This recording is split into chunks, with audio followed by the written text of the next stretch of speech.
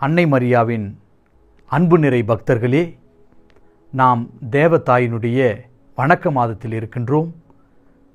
மிகவும் சிறப்பாக இன்று அன்னை மரியாள் எலிசபெத்தை சந்தித்த பொழுது அன்னை மரியாவிடம் இருந்த 3 அற்புதமான அரும் குணங்களை பற்றி பார்க்க போகின்றோம். அதை பற்றி நாம் தியானிக்கப் போகின்றோம். இந்த 3 குணங்கள் என்னவென்று நாம் பார்த்தோம் என்றால், முதலாவது அன்னை மரியாவின் சுறுசுறுப்பு, இரண்டாவது அன்னை மரியாவின் மனத்தாழ்ச்சி, மூன்றாவது அன்னை மரியாவின் பிறரன்பு.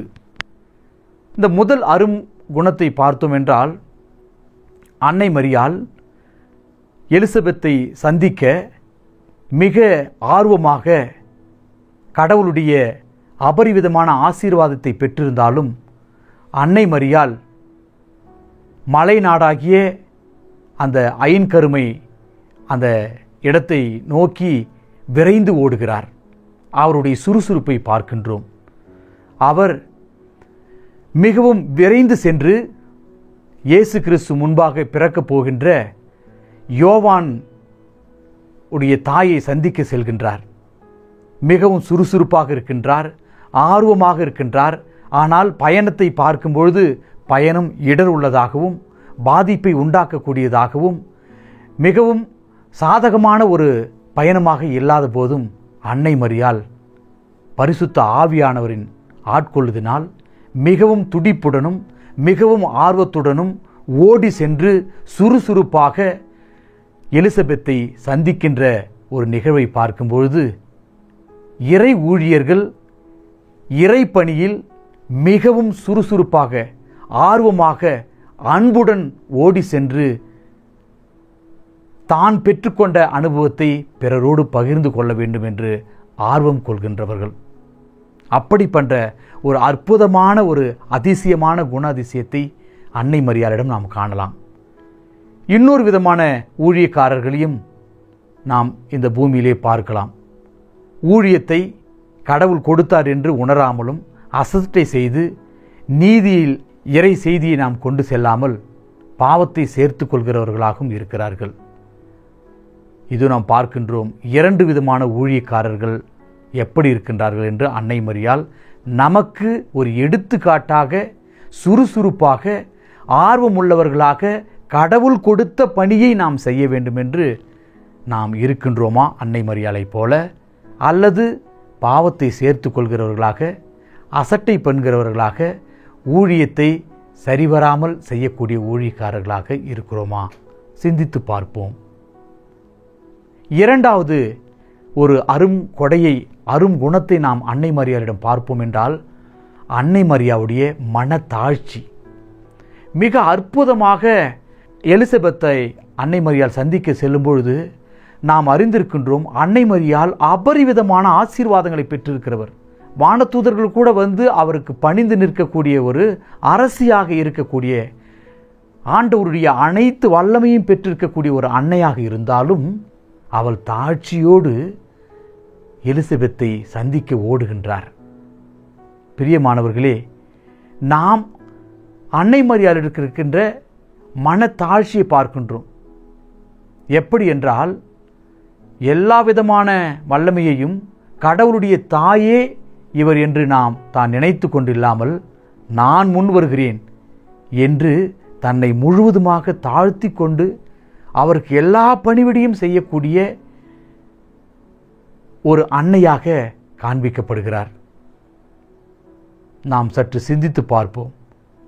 நம்முடைய வாழ்க்கையிலே இந்த பூமியிலே பார்க்கிறோம், பாவங்கள் நிறைந்த மனிதர்களாகி நாம் என் பெயர் முன் வர வேண்டும், என்னை பற்றி பேச வேண்டும் என்று அகந்தை உள்ளவர்களாக, ஈகோ கொண்டவர்களாக நம்முடைய வாழ்விலே நான் தான் என்று வாழ்கிறோம்.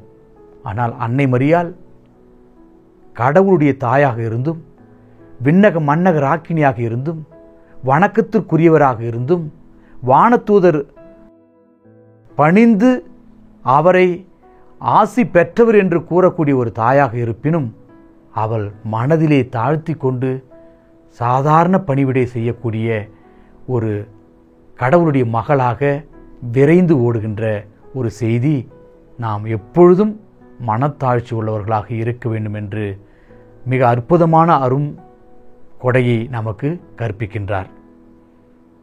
மூன்றாவதாக நாம் பார்த்தோம் என்றால், அன்னை மரியாவின் பிறரன்பு மிகவும் அதிசயத்துக்கு உள்ளாக்குகின்ற ஒரு பிறரன்பை நாம் பார்க்கின்றோம். எப்படி என்றால், அன்னை மரியாள் செய்தியை பெற்றவுடனேயே எலிசபெத்தை ஓடி சென்று அவள் எல்லா வேலைகளையும் எல்லா இடர்களையும், வயது முதிர்ந்தவர்கள் என்பதனால் எல்லா வேலைகளையும் தானாகவே எடுத்து அந்த வீட்டிலே மிக கடினமாக இருக்கும் ஒவ்வொன்றையும் அவரே செய்கின்றார். எலிசபெத்து வயது முதிர்ந்தவராக இருக்கின்றார், சக்கரையா வயது முதிர்ந்தவராக இருக்கின்றார். அவர்களுக்கு எல்லா பணிவிடையும் செய்யக்கூடிய ஒரு நிலையில் அன்னை மரியாள் இருக்கின்றார்.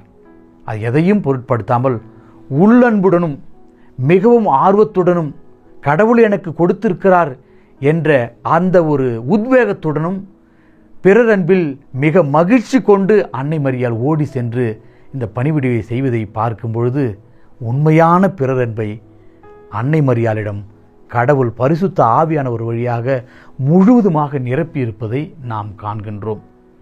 இப்படிப்பட்ட 3 அருங்கொடைகளை அன்னை மரியாளிடம் மிக அதிசயமாக நாம் பார்க்கின்றோம். இந்த வணக்க மாதத்தில் இருக்கின்ற நாம் இந்த 3 குணாதிசயங்களையும் நம்முடைய வாழ்விலும் நம்முடைய பணித்தலங்களிலும் நாம் செல்கின்ற இடங்களிலும் அன்னை மரியாளுடைய சுறுசுறுப்பையும், அன்னை மரியாளுடைய மனத்தாட்சியையும், அன்னை மரியாளுடைய பிறரன்பையும் நம்முடைய உள்ளத்திலே தரித்து கொண்டு அன்னை மரியாளுடைய அன்பு நிறைந்த பிள்ளைகளாக, மக்களாக வாழ அன்னை மரியாளிடம் ஜெபிப்போம்.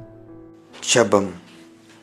மிகவும் பரிசுத்த கன்னிகையே, நீர் உமது உறவினரான எலிசபெத் அம்மாளை சந்தித்த போது அவர் தூய ஆவியால் நிரப்பப்பட்டு உம்முடைய வாழ்த்துரை என் காதில் விழுந்ததும் என் வயிற்றிலுள்ளே குழந்தை பேருவகையால் துள்ளிற்று என அகமகிழ்ந்து ஆர்ப்பரித்தார்.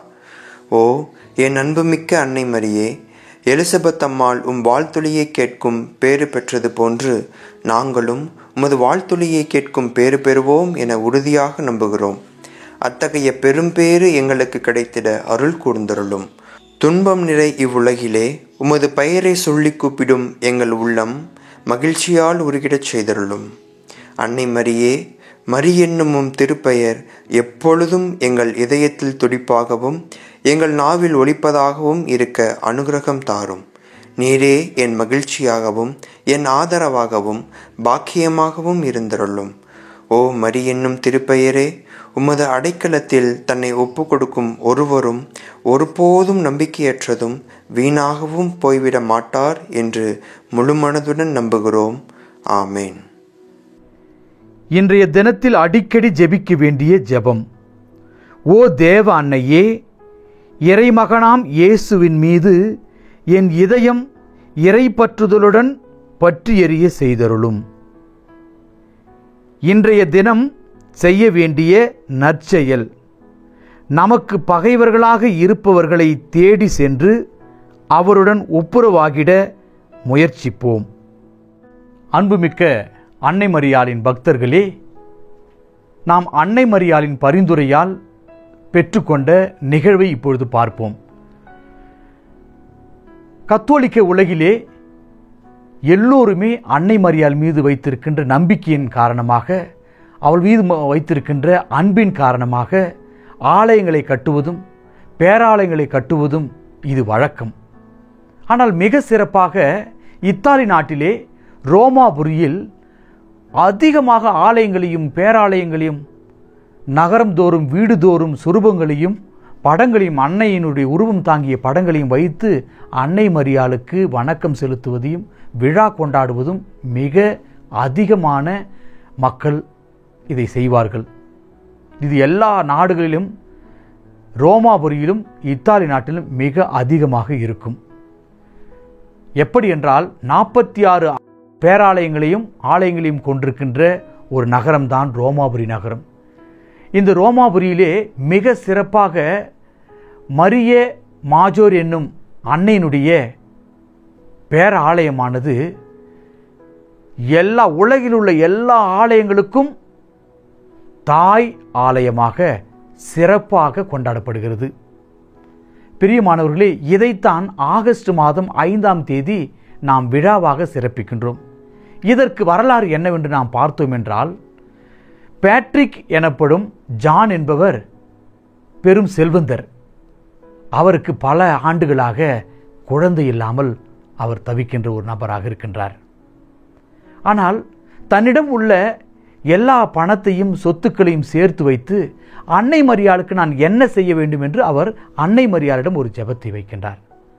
அன்னை மரியாளும் அவருக்கு கனவில், எனக்கு இந்த பனிமலையில் ஒரு ஆலயத்தை கட்டும் என்று விரும்பி கேட்கின்றார். இதை பெற்றுக்கொண்ட இவர் ஜான் 3ஆம் சிக்ஸ்துஸை கண்டு இந்த விருப்பத்தையும் இந்த அன்னை மரியாளுடைய வேண்டுதலையும் அவரிடம் திருத்தந்தையிடம் சொல்கிறார். திருத்தந்தை மிகவும் வியந்து போகின்றார். ஏனென்றால் அன்னை மரியாளும் திருத்தந்தை ஜான் திருத்தந்தை 3ஆம் சிக்ஸ்துஸுக்கு காட்சியாக கொடுத்து அதே பனிமலையில்தான் அவருக்கும் ஆலயத்தை கட்ட சொல்லி கேட்டிருந்தார். அதனால் திருத்தந்தை மிகவும் ஆச்சரியத்துக்கு உட்படுகின்றார். மிக சிறப்பான ஒரு விஷயம் என்னவென்றால், ஐரோப்பாவிலே ஆகஸ்ட் மாதம் கோடை காலம். ஆனால் அந்த காலத்திலே பனிமலை பனிப்பொழிவு இருப்பது மிகப்பெரிய ஆச்சரியமாக ஒன்றாக கருதப்படுகிறது. இப்படி இருக்கின்ற இந்த சூழ்நிலையிலே நீங்கள் அந்த காலகட்டத்தில் தான் எபேசு திருச்சங்கமும் நிறைவடைகிறது. அந்த சமயத்திலே திருத்தந்தை இந்த ஆலயத்தை அன்னை மரியாளுக்கு அர்ப்பணிக்கின்றார். இப்படி செய்யும் பொழுது இந்த ஆலயத்தினுடைய மிக சிறப்பு என்னவென்றால், இயேசு கிறிஸ்து பிறந்த திருத்தொட்டி அங்கே வைத்திருக்கிறார்கள். அதனால் கிறிஸ்துமஸ் பிறப்பு விழாவிற்கு முன்பாக ஏராளமான மக்கள் அந்த ஆலயத்திற்கு வந்து அந்த திருத்தொட்டியை அவர்கள் வணங்குகின்ற ஒரு வழக்கமாக இருந்தது. இந்த ஆலயத்தில் புனித லூக்கா நற்செய்தியாளர் தீட்டிய மிக அழகுள்ள ஒரு அன்னை மரியாளுடைய உருவம் தாங்கிய ஒரு படம் இருக்கிறது. அந்த படத்திலே அன்னை மரியாளுடைய உருவம் மிகவும் அழகுள்ளதாகவும் அவருடைய தோற்றம் சாந்தம் உள்ளதாகவும் மிக தாழ்ச்சி உள்ளதாகவும் இரக்கமுள்ளதாகவும் காணப்படுகிறது. அவருடைய மடியில் அமர்ந்திருக்கின்ற இயேசுனுடைய இடது கரம் ஒரு நூலை ஏந்தியவாறும் வலது கரம் ஆசீர்வதிப்பதாகவும் இருக்கின்றது. இந்த இயேசுனுடைய உருவம் மிக அழகுள்ளதாகவும் காணப்படுகிறது. இயேசுனுடைய 2 கண்களும் அன்னை மரியாளை நோக்கிய வண்ணமாகவே இருக்கின்றது. பிரியமானவர்களே, அன்னை மரியாளை இந்த உருவத்தையும் இயேசு கிறிஸ்துவையும் காணும் பொழுது எல்லோருக்கும் பக்தியும் அழகுள்ள அந்த படத்தை பார்க்கும் பொழுது அன்னை மரியாளினுடைய ஆசீர்வாதத்தையும் பெற்றுக்கொள்ளக்கூடிய மக்களாக அவர்கள் பார்க்கின்றார்கள். எனவே நம்முடைய குடும்பங்களிலும் நாம் வாழ்கின்ற இடங்களிலும் அன்னை மரியாள் உருவம் தாங்கிய படங்களையும் சுரூபங்களையும் வைத்து அன்னை மரியாளுடைய பிரசன்னத்திலும் ஆண்டவர் இயேசு கிறிஸ்துவினுடைய பிரசன்னத்திலும் நாம் என்றும் வாழ முயல்வோம். மிகவும் இரக்கமுள்ள தாயே, உமது அடைக்கலமாக ஓடி வந்து உம்முடைய உபகார சகாயங்களை இறைந்து உம்முடைய மன்றாட்டுகளின் உதவியை கேட்ட ஒருவராகிலும் உம்மால் கைவிடப்பட்டதாக ஒருபோதும் உலகில் சொல்ல கேள்விப்பட்டதில்லை என்று நினைத்தருளும். கன்னியர்களுடைய ராக்கினியான கன்னிகையே, தயவுள்ள தாயே, இப்படிப்பட்ட நம்பிக்கையால் ஏவப்பட்டு உம்முடைய திருப்பாதத்தை அண்டி வருகின்றோம். பெருமூச்சறிந்து அழுது பாவியாகிய நாங்கள் உமது தயாளத்தை காத்துக்கொண்டு உமது சமூகத்திலே நிற்கின்றோம். அவதரித்த வார்த்தையின் தாயே, எங்கள் மன்றாட்டை புறக்கணியாமல் தயாபரியாய் கேட்டு தந்தருளும். ஆமேன். ஜென்ம பாவமில்லாமல் உற்பவித்த புனித மரியாயே, பாவிகளுக்கு அடைக்கலமே, இதோ உமது அடைக்கலமாக ஓடி வந்தோம். எங்கள் பேரில் இரக்கமாயிருந்து எங்களுக்காக உம்முடைய திருக்குமாரனை வேண்டிக் கொள்ளும். அருள் நிறைந்த மரியே வாழ்க, ஆண்டவர் உம்முடனே, பெண்களுள் ஆசீர் பெற்றவர் நீரே, உம்முடைய திருவயிற்றின் கனியாகிய இயேசுவும் ஆசீர் பெற்றவரே. புனித மரியே, இறைவனின் தாயே, பாவிகளாயிருக்கிற எங்களுக்காக இப்பொழுதும் எங்கள் இறப்பின் வேளையிலும் வேண்டிக் கொள்ளும். ஆமேன். ஜென்ம பாவமில்லாமல் உற்பவித்த புனித மரியாயே, பாவிகளுக்கு அடைக்கலமே, இதோ உமது அடைக்கலமாக ஓடி வந்தோம். எங்கள் பேரில் இரக்கமாயிருந்து எங்களுக்காக உம்முடைய திருக்குமாரனை வேண்டிக் கொள்ளும். அருள் நிறைந்த மரியே வாழ்க, ஆண்டவர் உம்முடனே, பெண்களுள் ஆசீர் பெற்றவர் நீரே. உம்முடைய திருவயிற்றின் கனியாகிய இயேசுவும் ஆசீர் பெற்றவரே. புனித மரியே, இறைவனின் தாயே, பாவிகளாயிருக்கிற எங்களுக்காக இப்பொழுதும் எங்கள் இறப்பின் வேளையிலும் வேண்டிக் கொள்ளும். ஆமேன். ஜென்ம பாவமில்லாமல் உற்பவித்த புனித மரியாயே, பாவிகளுக்கு அடைக்கலமே, இதோ உமது அடைக்கலமாக ஓடி வந்தோம். எங்கள் பேரில் இரக்கமாயிருந்து எங்களுக்காக உம்முடைய திருக்குமாரனை வேண்டிக் கொள்ளும். அருள் நிறைந்த மரியே வாழ்க, ஆண்டவர் உம்முடனே, பெண்களுள் ஆசீர் பெற்றவர் நீரே. உம்முடைய திருவயிற்றின் கனியாகிய இயேசுவும் ஆசீர் பெற்றவரே. புனித மரியே, இறைவனின் தாயே, பாவிகளாயிருக்கிற எங்களுக்காக இப்பொழுதும் எங்கள் இறப்பின் வேளையிலும் வேண்டிக் கொள்ளும். ஆமேன். தந்தை, மகன், தூய ஆவியானவரின் பெயராலே. ஆமேன்.